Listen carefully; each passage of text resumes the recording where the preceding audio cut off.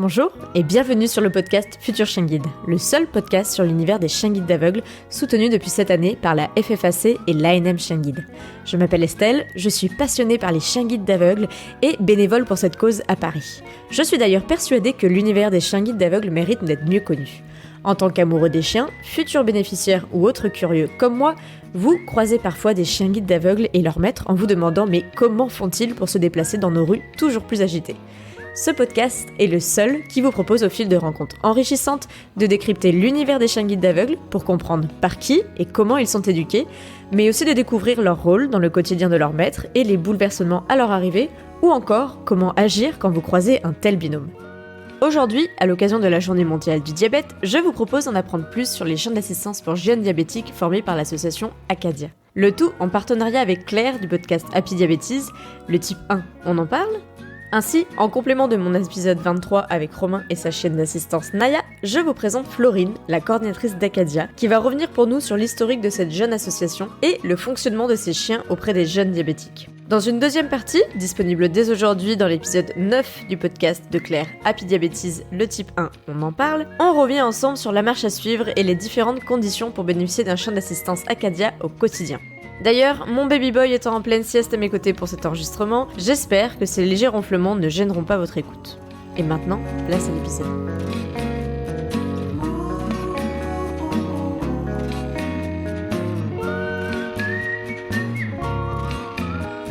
Bonjour Florine, bonjour Claire. Merci à toutes les deux d'avoir accepté l'invitation. Alors aujourd'hui, on est dans une journée un peu spéciale, c'est la Journée mondiale du diabète. Et on enregistre, alors pas avec deux invités, mais aujourd'hui j'ai invité Claire pour co-interviewer Florine. Claire, tu es podcasteuse et surtout experte en diabète. Tu es touchée par le diabète de type 1 depuis plus de 20 ans.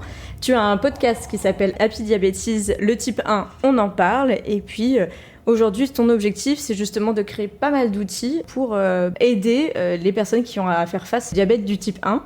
Est-ce que tu veux nous en dire deux mots avant que Florine se lance dans nos réponses ? Oui, bonjour Estelle et bonjour Florine. En effet, tu as plutôt bien résumé la situation, à la fois ma situation et l'activité d'Happy Diabetes. Donc oui, moi, mon objectif depuis un peu plus d'un an, c'est de créer des outils donc pour pouvoir aider un maximum de diabétiques donc de type 1 à au final mieux gérer, mieux vivre la maladie. Et c'est aussi de pouvoir les accompagner au travers d'un coaching donc individualisé, pendant lequel mois après mois on se suit, on travaille sur des sujets qui sont propres à chacun. Et voilà, on essaye de se doter d'un maximum d'outils, mais aussi de méthodes et aussi d'un paquet de motivation pour reprendre le contrôle, ce qui est souvent difficile sur le diabète de type 1 et sur ces satanées glycémies qui n'en font qu'à leur tête. Merci Claire pour ta présentation. Et du coup, aujourd'hui, on a décidé avec Claire d'inviter Florine, qui est la coordinatrice d'Acadia. Est-ce que tu peux te présenter, Florine ? Et déjà, merci d'avoir accepté notre invitation. Bonjour à toutes les deux. Merci également d'avoir pensé à Acadia et de nous inviter. Je suis Florine, coordinatrice de l'association Acadia, association qui forme des chiens d'assistance pour les jeunes diabétiques à Livron-sur-Drôme. Et je suis arrivée à l'association en 2018. Au début en tant que stagiaire, et puis je n'en suis plus partie et aujourd'hui je suis salariée de l'association. Tu es arrivée en tant que stagiaire, tu nous disais en 2018. Est-ce que tu peux nous expliquer l'existence un peu et l'historique de l'existence de ces chiens pour diabétiques, d'où ça vient, comment on a découvert que c'était possible et comment c'est arrivé jusqu'en France ? Alors, l'association Acadia a démarré en 2015 par des parents qui sont eux-mêmes touchés par la maladie de leur enfant, puisque Théovic est diabétique depuis l'âge de 2 ans. Et les parents ont cherché comment ils pouvaient trouver des solutions pour les aider. Ils étaient très fatigués. Théovic également était fatigué et ennuyé par tous ces contrôles de glycémie. Curieux de savoir comment les aider, ils ont découvert qu'aux États-Unis, il existait des chiens d'assistance pour les enfants diabétiques. Ils ont alors décidé de faire un voyage aux États-Unis pour aller découvrir ces chiens. Et ils ont rencontré là-bas Jennifer Caté, qui est par la suite devenue notre formatrice et qui est spécialisée en éducation de chiens d'assistance, notamment liée à l'olfaction, depuis plus d'une dizaine d'années. Arrivés là-bas, ils ont découvert les chiens, ils en sont convaincus que ça pouvait aider les jeunes diabétiques. Ils ont souhaité au départ repartir avec un chien pour leur enfant, mais ils ont rencontré différentes problématiques liées soit au coût du chien, parce qu'aux États-Unis, les chiens sont payants par les familles, mais aussi il avait son apprentissage tout en anglais. Donc pour un Théovic, c'était un petit peu compliqué pour lui de tout traduire au français. Et puis donc ils sont revenus en France, ils en ont parlé avec les parents qui connaissaient, qui avaient aussi des enfants diabétiques, puisqu'ils faisaient partie d'une association de jeunes diabétiques. Et là, ils se sont ensemble mobilisés pour demander à la formatrice américaine de venir en France, former les premiers éducateurs et les premiers chiens. Et ça a été possible à partir de 2018. Jennifer a accepté. Ok, génial. Et alors, je pense qu'on se pose tous une question en tant que diabétique de type 1 ou parent probablement. Comment on fait pour avoir ce super pouvoir de détecter les hypos, les hyper? Je pense qu'on est beaucoup à rêver d'avoir ce super pouvoir. Et comment ça fonctionne en fait exactement? Comment ces chiens font pour détecter les hypos et les hyper? Alors, leur super pouvoir est surtout basé sur leur super odorat. Parce que les chiens ont un flair qui est vraiment extrêmement poussé par rapport à notre odorat à nous. Et il a été prouvé dans une étude il y a quelques années maintenant que notre corps émet une odeur qui est différente au moment d'une variation de glycémie, au niveau de l'haleine et de la sueur. Donc nous, ce qu'on va apprendre aux chiens, c'est à détecter cette odeur pour ensuite pouvoir se dire que c'est le comportement d'alerte. Donc on va leur apprendre que quand ils sentent cette odeur, ça veut dire hypo ou hyperglycémie, et à ce moment-là, il faut qu'ils agissent. Ok.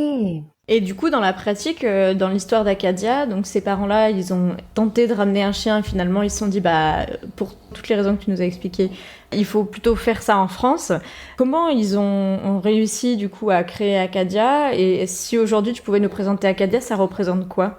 Alors les débuts c'était vraiment pas évident parce que il y a eu toute la partie création administrative de l'association et puis il a fallu trouver les premiers partenaires qui allaient vouloir s'investir dans l'association, à la fois les partenaires financiers qui acceptaient de croire en le projet et de faire venir Jennifer des États-Unis. Il y a un coût important. Il fallait assumer ce coût-là pendant 1 an de façon à former les premiers éducateurs canins en France. Les éducateurs, il a fallu aussi les chercher de façon bénévole. Donc, on leur a demandé pendant 1 an de bien vouloir se former de façon bénévole et remettre un chien gracieusement à un enfant à la fin de leur formation. Parce que la petite différence, si je peux faire une précision, c'est que, alors d'une part, on ramène le concept en France, mais on ramène pas le fait que ce soit payant. Oui. On part sur le principe de toutes les associations de chiens d'assistance, que ce soit les chiens guides d'aveugles, les handichiens ou autres, qui est de remettre gratuitement un chien guide à son bénéficiaire. Donc quand on nous parle de partenaires financiers, que ce soit entreprise ou particulier, au final c'est d'avoir des donateurs ou des mécènes, enfin voilà, c'est tout ce qui est au niveau de l'argent, parce qu'on ne paye pas nos chiens d'assistance en tant que tel, en tant que bénéficiaire en France. La deuxième chose qui est un peu particulier pour mieux comprendre ce que tu nous dis, toi tu baignes dedans, moi qui baigne dans l'univers des chiens guides d'aveugles, c'est un petit peu différent. Tu nous parles de former bénévolement ces éducateurs. Pour autant, ces éducateurs ne sont pas devenus des salariés. Alors ils sont devenus bénévoles, mais ils sont éducateurs de chiens dans leur vie, et donc ils ont ajouté à leur casquette d'éducateur canin cette casquette d'éducateur de chiens d'assistance pour enfants diabétiques. Mais ils ne sont pas salariés pour autant de l'association, ce qui change un petit peu des habitudes qu'on a dans le monde du chien d'assistance et du chien guide, qui fait la petite particularité d'Acadia aussi, c'est que, comme tu le dis, ils ont accepté d'être formés bénévolement, et au bout d'1 an de confier un chien éduqué du coup à l'association. Oui. Je voulais faire quand même cette petite précision qui fait la spécificité quand même de l'association. Tu as tout à fait raison, et ça a été aussi compliqué au départ de trouver notre modèle de fonctionnement qui du coup était un peu différent. On n'avait pas de locaux, on travaillait les uns chez les autres, et les chiens, ça a persisté, on a choisi de continuer dans ce sens-là, sont accueillis directement chez les éducateurs canins à leur domicile, la journée, les soirées, les week-ends. On a quelques familles relais pour le reste du temps, mais c'est aussi une particularité de ces éducateurs canins qui ouvrent aussi leur domicile et leur foyer pour accueillir les chiens. Depuis 2018, l'association a petit à petit grandi. L'ensemble de nos équipes du départ font toujours partie de l'aventure et on est venu apporter de plus en plus de compétences. Donc aujourd'hui, on a 10 éducateurs canins qui sont formés et qui continuent de former des chiens d'assistance pour Acadia. Ils sont principalement répartis sur tout le secteur sud-est de la France. On compte à peu près l'équivalent de 3 équivalents temps plein en tant que salariés pour la gestion administrative de l'association, mais aussi pour le suivi des familles ou encore la réception et la commission d'études des dossiers que l'on reçoit. Et l'association est très heureuse. Là, en fin d'année 2022, on pourra compter de nouveaux binômes dans l'aventure et on aura remis une 30aine de chiens répartis sur tout le territoire. Ok. Et alors, imaginons que donc moi je suis adulte, je suis diabétique de type 1 et je trouve ça super. Et en plus, j'habite dans le sud-est. Bon. Ok. Est-ce que je peux venir vous voir et puis voilà, savoir si je peux bénéficier d'un chien guide, ou est-ce que pour l'instant c'est uniquement réservé aux enfants et aux familles donc avec enfants diabétiques? Oui, alors c'est vrai que au niveau secteur, on n'a pas de limite. Nos éducateurs sont sur le sud-est, mais on remet des chiens partout en France. On en a qui sont à Bordeaux, à Lille, à Marseille, donc c'est assez quadrillé. Par contre, comme tu l'as dit, c'est vrai que l'histoire d'Acadia a été fondée par une famille pour son enfant. Et aujourd'hui, notre capacité à répondre aux demandes déjà des enfants et des jeunes est complexe. On forme peu de chiens. Donc aujourd'hui, c'est notre public cible. On enregistre les demandes des adultes, mais on peut pas encore y répondre. On a une tranche d'âge pour le moment qui est accompagnée de 6 ans, le plus jeune, 5 ans bientôt. On va remettre un chien à une jeune fille là qui aura 5 ans. Et puis, on va jusqu'à du jeune adulte étudiant pour l'aider aussi à prendre son autonomie, son indépendance, continuer, pourquoi pas, sa scolarité en études supérieures. Et du coup, on a des jeunes qu'on accompagne qui ont 18 ans et 20 ans parfois aussi. Donc oui, plutôt en effet des enfants et jusqu'à 18-20 ans. Par contre, partout en France, ça c'est pas un problème. Oui, c'est ça. Et alors, si j'ai déjà un chien, je suis cette fois-ci parent du coup d'un enfant qui est diabétique de type 1 et on a déjà un chien dans la famille, est-ce que c'est une possibilité de vous demander si vous pouvez justement l'éduquer pour cette détection des hypos ou des hyper, ou ça marche pas du tout comme ça? Alors c'est vrai que comme toi, Claire, on a énormément de demandes dans ce sens-là, de familles qui ont déjà un chien et qui ne souhaitent pas forcément accueillir un deuxième chien à la maison pour toutes les raisons qu'on peut avoir. Mais aujourd'hui, à la fois le modèle, la loi française sur le chien d'assistance ne nous permet pas encore de faire ça.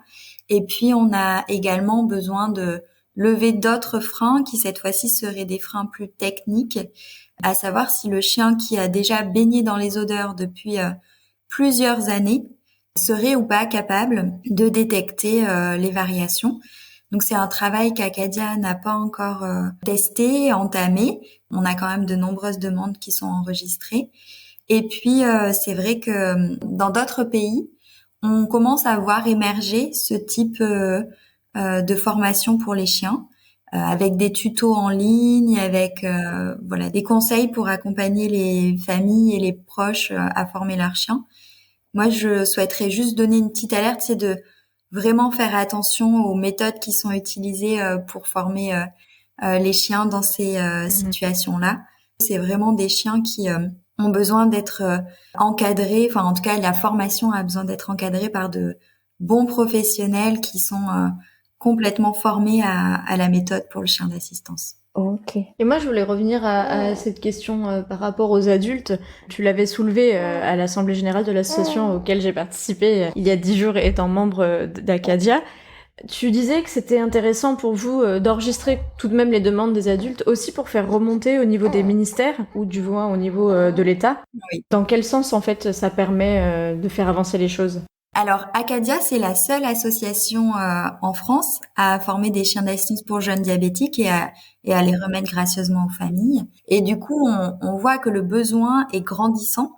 plus on en parle, plus des gens sont intéressés et nous déposent des demandes. Et donc l'idée, c'est de faire remonter ce besoin-là au pouvoir public, de façon à ce qu'ils prennent véritablement en considération cet accompagnement qui serait possible pour les jeunes et pour les adultes aussi, parce qu'on sait qu'un diabète de type 1, malheureusement, on l'a toute la vie et peu importe comment on est accompagné par les traitements, c'est une maladie qui aujourd'hui ne se guérit pas.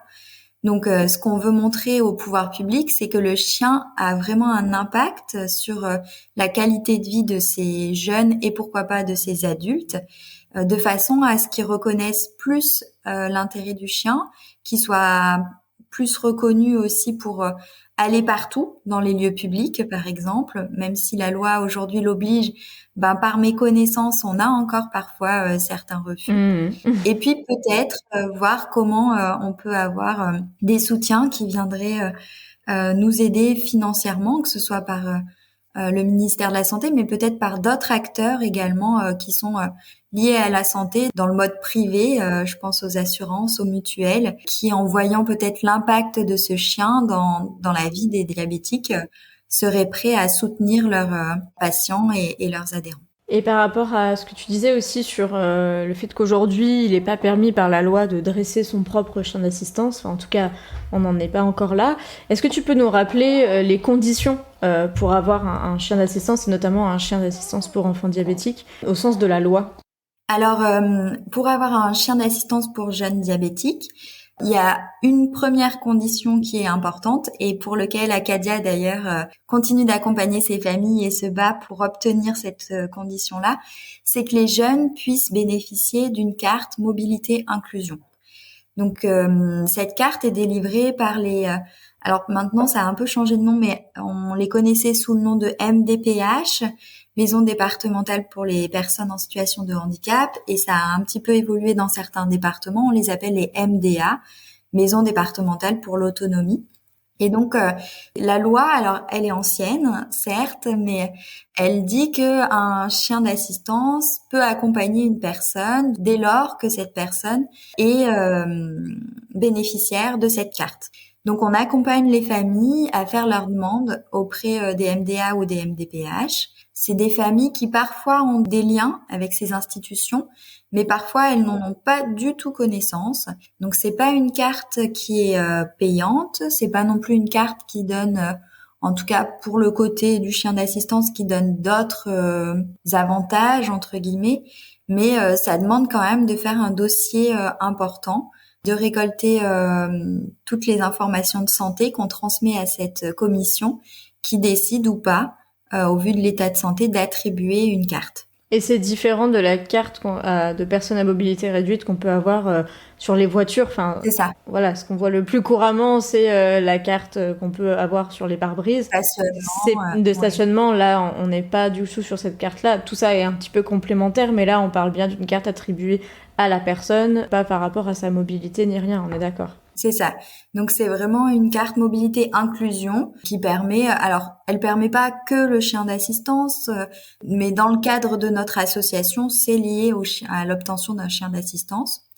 Et puis l'autre point qui est important, c'est que les chiens d'assistance et les bénéficiaires peuvent se rapprocher de ces institutions MDA ou MDPH pour bénéficier d'une PCH, prestation de compensation du handicap liée à la prise en charge de certains frais liés à l'animal. Mais dans ce cas-là, pour avoir cette petite aide financière, il faut que le centre soit ce qu'on appelle labellisé.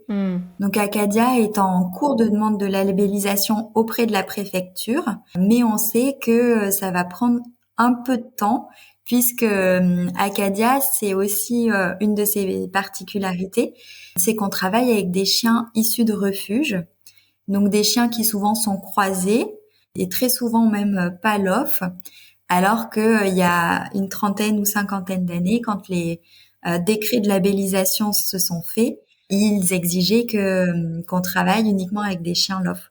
Donc voilà, on travaille pour faire en sorte qu'on passe les mêmes exigences santé comportementale que pourrait présenter un chien LOF avec du chien de refuge.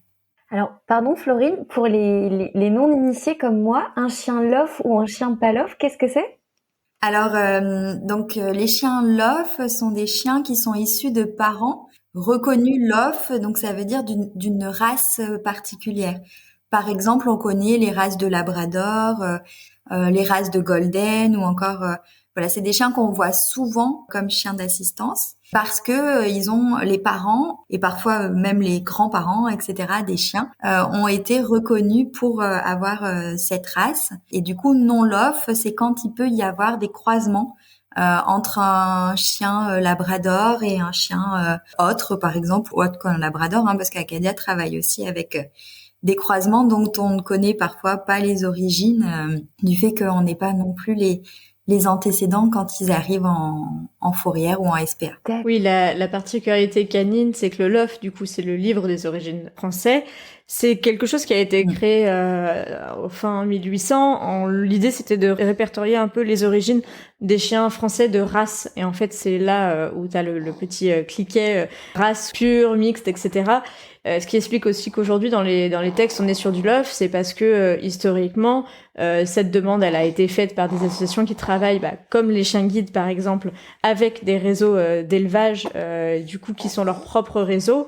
Et en fait, en faisant ces démarches-là, ils n'ont pas choisi d'exclure les non-LOF, ils ont choisi de valoriser et de labelliser ce qu'ils faisaient historiquement. Et en fait, souvent, c'est intéressant de revenir sur l'histoire à chaque fois, parce que c'est l'histoire qui explique qu'on n'a pas exclu les non-LOF, on n'a juste pas intégré les non-LOF. Je dirais plutôt ça dans ce sens-là. Je pense que Florine ne me contredira pas. Et l'idée, c'est qu'aujourd'hui, on a cette petite barrière qui permettait à l'époque de bien dire, voilà, c'est des chiens qui sont sélectionnés pour ça, etc. Ce que fait Acadia, il sélectionne ces chiens, et c'est une des questions, la question suivante qui fait énormément la transition avec ce que j'avais en tête. C'est justement, aujourd'hui, on s'intéresse plus aux caractéristiques, et là, il faut réintégrer du coup les non-LOF, parce qu'en fait, ils peuvent avoir justement ces caractéristiques-là, sans pour autant venir de lignées très tracées, comme on peut le voir chez les chiens guides, puisque c'est l'habitude qui a été prise de travail chez les chiens guides. D'ailleurs, ça fait la transition doublement, puisque moi j'avais discuté dans mon épisode 23 avec Romain, qui est un jeune bénéficiaire de l'association Acadia, qui pour le coup a un chien d'assistance Naya, qui vient des chiens guides de Paris, qui a été réorienté du côté d'Acadia. Et c'est vrai que tu nous parles des chiens qui viennent de refuges. Donc, les origines des chiens qui sont formés chez Acadia, ils sont un petit peu multiples. Est-ce que tu peux nous donner un peu les proportions et les choix qui sont faits par Acadia?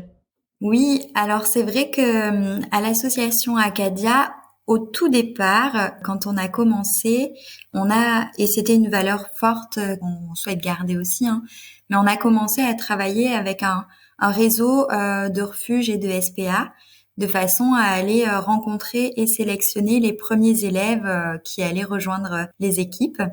Et c'était aussi une méthode que Jennifer Caté, donc notre formatrice dont j'ai parlé tout à l'heure des États-Unis, travaille uniquement avec du chien de refuge depuis des dizaines d'années. On s'est dit que c'était possible, ça fonctionnait, et tous au sein de l'association, on était attachés à essayer également d'aller sélectionner ces chiens en refuge. Mais ensuite, Acadia s'est développé, on a eu besoin de plus de chiens et on est rentré dans le réseau qui s'appelle Canidea, donc la Confédération nationale des chiens d'aide à la personne.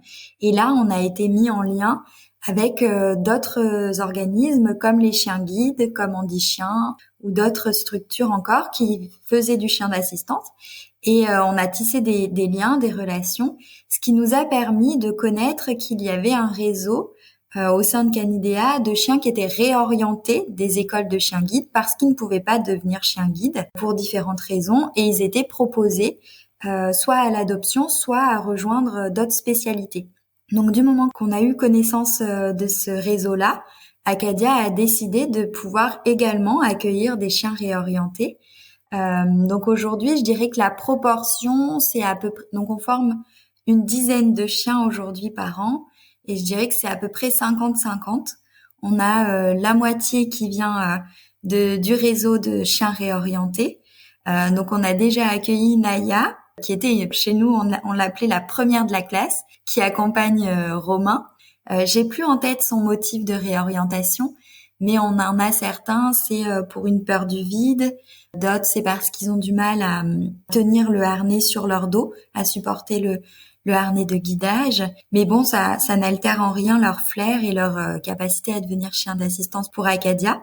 Et puis les autres moitiés sont sélectionnées en refuge ou en SPA. Pour Naya, c'est vrai qu'on avait beaucoup développé l'histoire de Naya, puisque j'ai eu aussi à mon micro dans l'épisode 10 la famille d'accueil de Naya en tant qu'élève chien guide. Okay. Et sa petite particularité à Naya, c'est qu'elle avait une peur bleue des chats. Ah, c'est ça. Ça n'a pas été compatible avec son métier au quotidien de chien guide. C'est vrai que ça fait un peu écho à ce que tu disais. Ce réseau-là, il permet de réorienter des chiens qui n'ont pas tout. Enfin, on va dire qu'ils n'ont pas tous les points sur toutes les exigences pour devenir chien guide.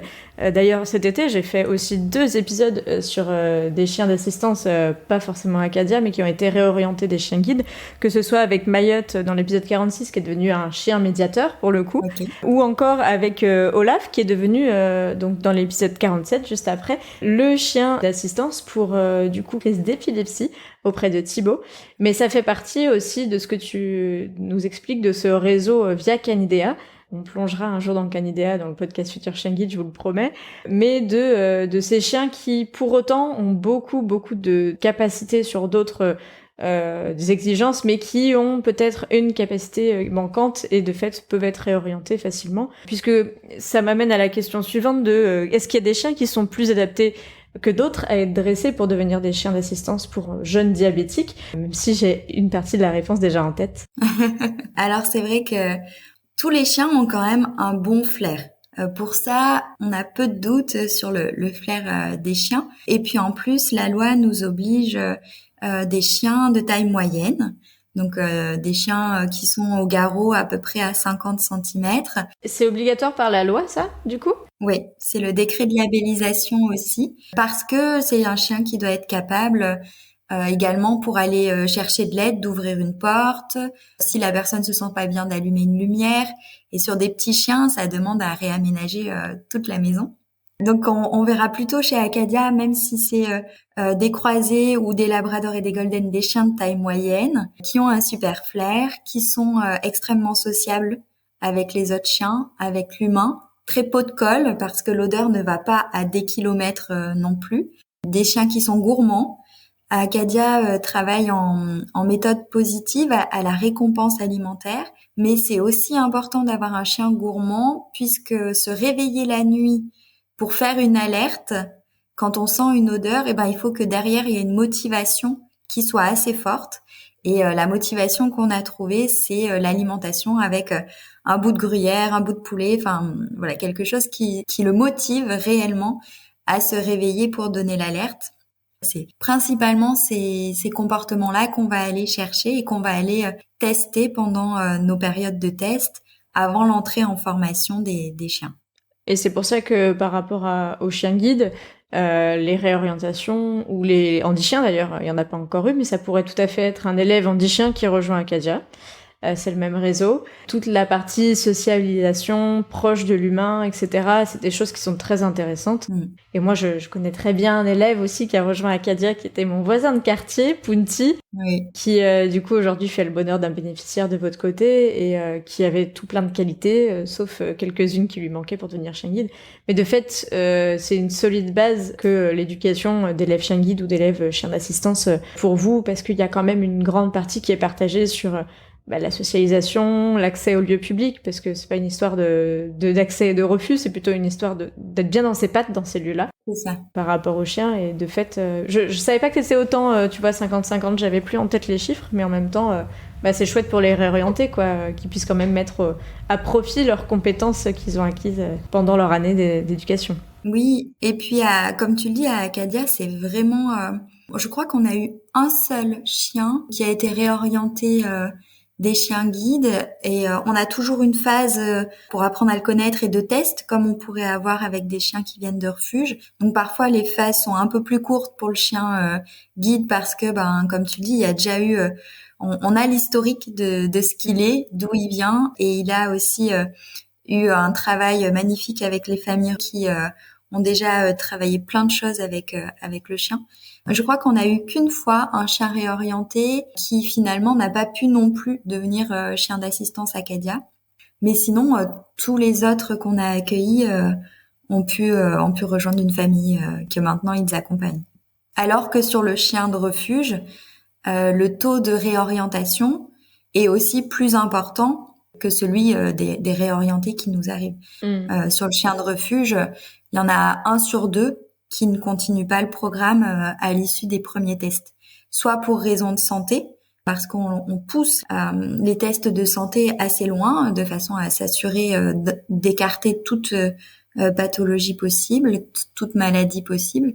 Et puis parfois aussi au niveau comportement, parce que c'est pas donné à tous les chiens de devenir chien d'assistance et de s'épanouir et d'avoir une vie qui leur convient en allant dans les lieux publics, en accompagnant son jeune à la fac, dans les transports communs, etc.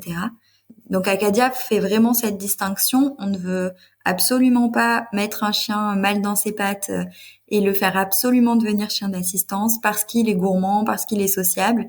Non, si on se rend compte que ça ne lui correspond pas, que ce soit pour le réorienter ou pour le chien d'assistance, on veille à le faire adopter en tant que chien de compagnie et pas forcer la main pour qu'il devienne chien d'assistance. Sur la partie test santé, l'idée c'est pas d'en faire des grands compétiteurs, mais ça reste quand même des binômes avec un investissement de temps et d'argent qui est pas négligeable. C'est comme pour les autres chiens guides ou chiens d'assistance. L'idée c'est d'avoir un chien qui puisse accompagner le plus longtemps son bénéficiaire. Et c'est pour ça qu'on fait des tests santé un peu plus poussés, parce que si le chien d'apparence va très bien et que 2 ans plus tard il déclenche une pathologie, du coup c'est retour à la case départ et pour le chien qui doit être placé dans une autre famille qui lui correspond mieux, et pour le bénéficiaire qui du coup avait commencé à construire cette relation et qui doit un peu repartir à zéro par rapport à l'accompagnement. Donc c'est important de le rappeler, on n'est pas là pour exclure ceux qui sont un peu fragiles, mais l'objectif c'est de la durabilité quand même dans la remise, dans le couple bénéficiaire. Et tu l'as dit, il y a un programme d'adoption quand même. C'est bien de le souligner parce que encore le mois dernier aux portes ouvertes des chiens guides, j'ai eu beaucoup de questions sur mais du coup à la retraite on les abandonne en SPA. Non, mais non, absolument pas. Ces chiens-là sont en or et même à la retraite ou réorientés pour le coup, vos chiens qui sortent de SPA ne retournent pas en SPA, absolument pas. Non, hors de question. On travaille avec la SPA d'où il vient initialement pour partager au maximum son profil et faire une belle adoption. En attendant de trouver leur famille pour la vie, ils sont accueillis chez Acadia, soit chez l'éducateur canin parce qu'il a la place de rester dans son domicile, soit chez des familles d'accueil ou des familles relais, de façon à ensuite lui offrir la meilleure vie possible.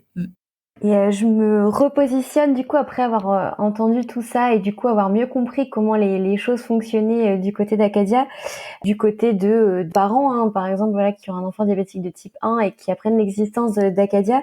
Et je trouve ça extrêmement rassurant du coup ce que tu nous expliques sur la sélection du coup des chiens, donc que ce soit au niveau de la taille, au niveau du comportement. Tu parles aussi de toute la dimension de pathologie, bien sûr existante, mais peut-être à venir. Et ce que je trouve vraiment intéressant, c'est qu'à la fois c'est vraiment le processus est bien rodé pour que l'accompagnement soit de façon pratico-pratique dans le quotidien, fluide, fonctionnel, etc. Et en même temps, dans l'idée que ça puisse fonctionner dans la durée et que on se retrouve pas à avoir cette aide au quotidien, et puis que finalement du jour au lendemain on doive on puisse plus avoir le chien avec nous. Mais écoute, ça m'a l'air bien rodé en tout cas. Oui, c'est vrai que le diabète au quotidien pour les parents ou pour les jeunes, c'est déjà absorbant de tout. On y pense sans arrêt. On est toujours en alerte. Et du coup, si le chien devient une charge, c'est pas l'idée. Même si on sait que même un chien d'assistance, ça reste un chien, donc ça a des besoins de chien, comme du temps à passer avec lui, des balades, des séances d'entraînement, plein de choses. Mais en même temps, ça ne doit pas devenir une charge pour la famille et pour le jeune. Donc c'est vraiment des projets qu'on demande aux familles de réfléchir pleinement Il n'y a pas un mode on-off comme il pourrait y avoir sur peut-être certains appareils technologiques. Le chien, il est là. Donc, qu'il pleuve, qu'il neige ou qu'il fasse beau, il faut pouvoir s'en occuper. Et puis sur la question du rodage, c'est vrai que Acadia a fêté, donc c'était en 2015, 7 ans maintenant cette année. Mais les débuts, on a essuyé les débuts, comme on peut dire. On a eu ensuite beaucoup d'aide de la Confédération et des autres écoles de chiens d'assistance ou de chiens guides pour nous guider un petit peu sur des processus et comment arriver à relever certaines situations. Mais Acadia, ça reste encore une jeune association qui a encore besoin de se consolider, notamment du point de vue économique. On est d'une année sur l'autre un peu au jour le jour, et pourtant les demandes sont nombreuses, donc on est là aussi en besoin de trouver toujours de quoi répondre aux demandes. Ok. Et alors, du coup, ce que tu disais finalement est aussi un peu une bonne transition pour la suite parce que, comme tu l'expliquais, il n'y a pas donc un mode on-off, hein, évidemment, sur le chien ou sur le fait d'avoir cette aide au quotidien. Donc, c'est vrai que c'est toute une réflexion à avoir. Oui. C'est beaucoup de questions à se poser en amont. Il faut vraiment bien comprendre ce que ça implique, comment la vie va se passer après, etc. Et du coup, c'est sur pas mal de ces questions que je te propose qu'on revienne du coup par la suite dans la deuxième partie de cet épisode. Donc voilà, d'essayer vraiment de revenir sur tout le processus déjà, comment ça se passe, est-ce que c'est systématique ou pas, et puis ensuite comment la vie change une fois que voilà, si le processus se poursuit et aboutit, voilà, comment la vie change une fois qu'on a le chien dans la famille au quotidien. Alors comment la vie change aussi dans les aspects positifs, hein. Je pense que tu auras plein de retours aussi de familles à nous partager qui seront intéressants, et peut-être aussi des cas de figure dans lesquels ça ne fonctionne pas, et ce que ça nous apprend sur justement des questions aussi à se poser en amont qui pourraient aboutir sur le fait de se dire que non, c'est peut-être pas compatible avec je sais pas, le mode de vie qu'on a ou autre. Donc voilà, on reviendra sur tous ces sujets-là du coup dans la deuxième partie. Mais déjà à ce stade, on comprend beaucoup mieux comment l'association fonctionne déjà. Je pense que ça, c'est hyper important parce que je fais un petit peu le lien avec le fait aussi que ça soit gratuit. Et du coup, on pourrait être un peu méfiant et se dire que c'est un peu trop beau pour être vrai. Donc voilà, c'est intéressant vraiment de comprendre toute l'histoire et de comprendre aussi que les chiens sont sélectionnés, comment, pourquoi, comment se passe évidemment le dressage, etc. Donc merci beaucoup pour toute cette grande introduction, j'allais dire, en tout cas en ce qui me concerne, ça sera une introduction pour par la suite aller plus dans le détail. Voilà, écoute, c'était très clair, très intéressant. Merci beaucoup de nous avoir rejoints pour cet épisode. Juste peut-être une dernière question pour boucler la boucle avec le début de l'histoire d'Acadia. Où en est aujourd'hui la famille qui a créé Acadia ? Alors, je le sais un petit peu, mais est-ce que tu peux nous en dire 2 mots avant de conclure cet épisode ? Oui, alors la présidente de l'association Acadia est toujours Solène Grivola, qui est la maman de Théovi, qui continue d'accompagner et de porter l'association avec son mari également, qui est le papa de Théovic, Arnaud. Ils sont tous les deux fondateurs et représentés au conseil d'administration. Et puis pour Théovic, il a bien grandi puisque maintenant il a c'est un ado, et je voudrais pas dire de bêtises, mais aux alentours des 15 ans. Il est passé par une phase, et justement ça rejoint ce qu'on disait et ce que Claire disait, c'est qu'il est passé par une phase aussi où parfois c'est pas le moment pour avoir un chien d'assistance, parce que on a, en tout cas c'était pour Théovic, c'était ce cas-là, c'est qu'on a simplement envie d'avoir un chien avec qui partager son quotidien, ses petits soucis en tant que confident, mais un chien qui vient nous alerter à chaque fois qu'on a une variation de glycémie, ça répercute sur le chien, le fait de se voir en miroir, on va dire, le diabète. Et c'est ce que Théovic ne souhaitait plus pour cette phase-là, à cet âge-là.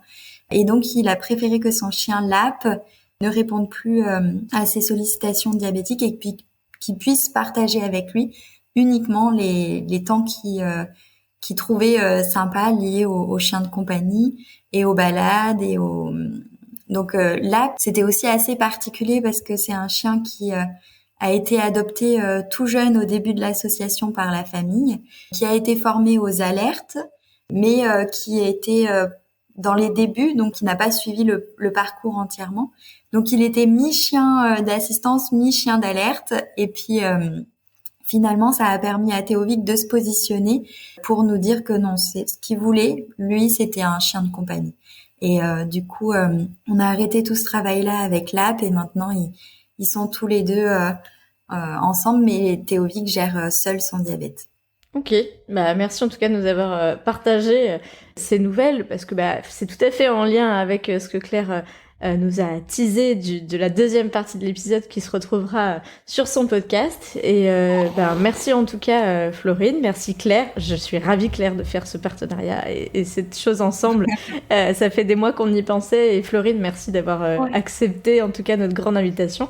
Et on se retrouve très bientôt du coup pour la deuxième partie de cette interview qui abordera, comme l'a dit Claire, plus les questions pratiques de je veux, j'ai tout compris, je veux m'y plonger, est-ce que c'est fait pour moi, comment je demande un chien d'assistance à Acadia, est-ce que j'ai toutes les clés en main ou pas. Voilà, donc à bientôt, et puis merci encore. Merci à vous, et je serai très heureuse d'être avec vous bientôt. Merci, à très vite. Et voilà, c'est la fin de cet épisode. Merci à vous de l'avoir écouté, en espérant qu'il vous aura plu. Merci à Claire de m'avoir suivi dans ce partenariat, mais aussi à Florine d'avoir immédiatement accepté notre invitation. Pour compléter votre écoute, vous pouvez retrouver sur Futur Chien Guide des photos de Florine auprès des nombreux chiens d'Acadia, et très bientôt la transcription intégrale de cet épisode. D'ailleurs, n'oubliez pas de vous inscrire à la newsletter mensuelle depuis la page d'accueil de mon site pour ne rien manquer des coulisses du podcast, invités du mois, des que sont-ils devenus, mais aussi des actualités des chiens guides.